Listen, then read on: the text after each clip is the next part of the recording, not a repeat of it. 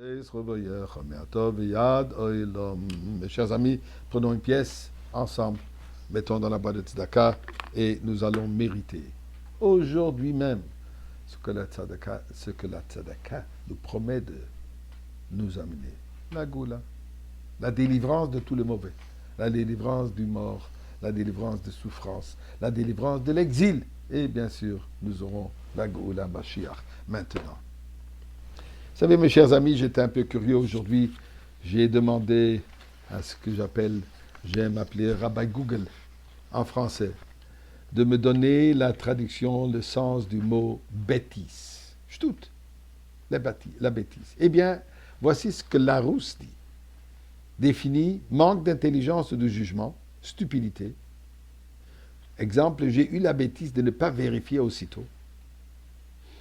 Synonyme, idiotie, imbécilité, ineptie, lourdeur, sottise, stupidité, des propos stupides, irréfléchis ou futiles et plaisants, action irréfléchie, imprudence et ou répréhensible même.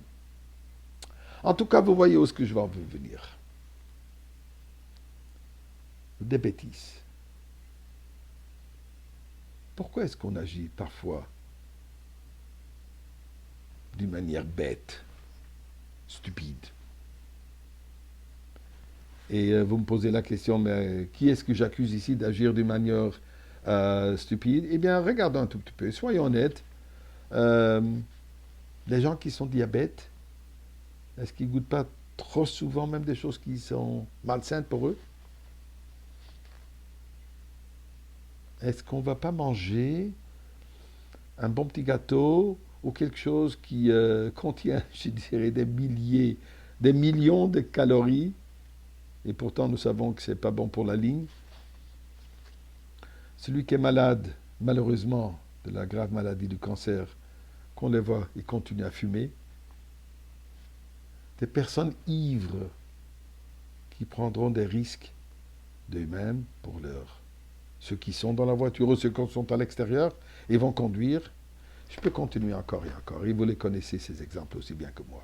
Et la question se pose, pourquoi? Pourquoi agissons-nous comme ça? Des hommes, des êtres intelligents. Eh bien, la Gemara nous dit, une personne ne commet pas un péché seulement si, au moment, il a eu une pensée stupide, bête. Il s'est laissé emporter par cette pensée non intelligente. C'est quoi le remède? Comment est-ce qu'on peut surmonter? Comment on peut se protéger de cela? Eh bien, regardons dans la Torah. Tout est dans la Torah. Nous avons étudié hier, la semaine dernière, toute la paracha de Trouma, où la Torah nous raconte à plusieurs reprises que le bois qui a été utilisé dans la construction du Mishkan, le Mishkan qui est le temple ambulant, on a utilisé un bois, Atzei Shittim.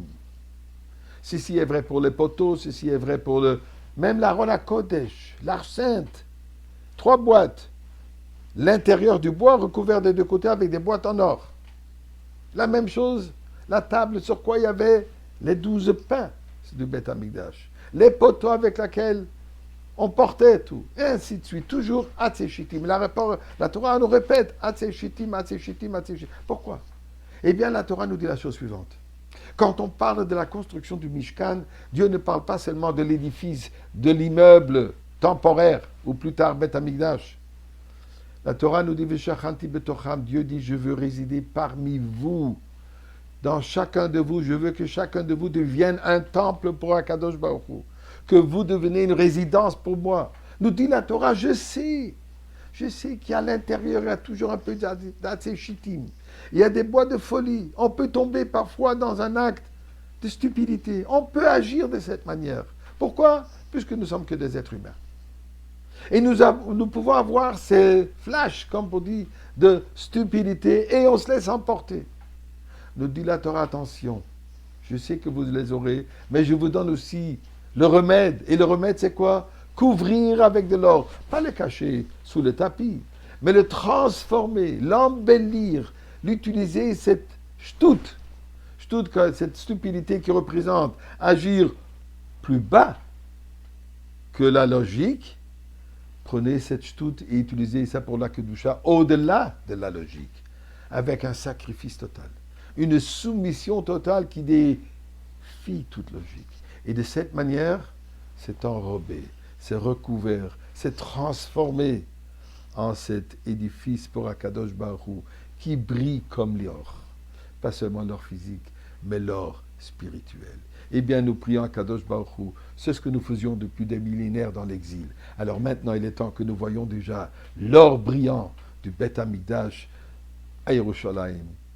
Ce binyan mefoar, ce temple infini qui existera toujours, bien sûr, avec le dévoilement de Mashiach now.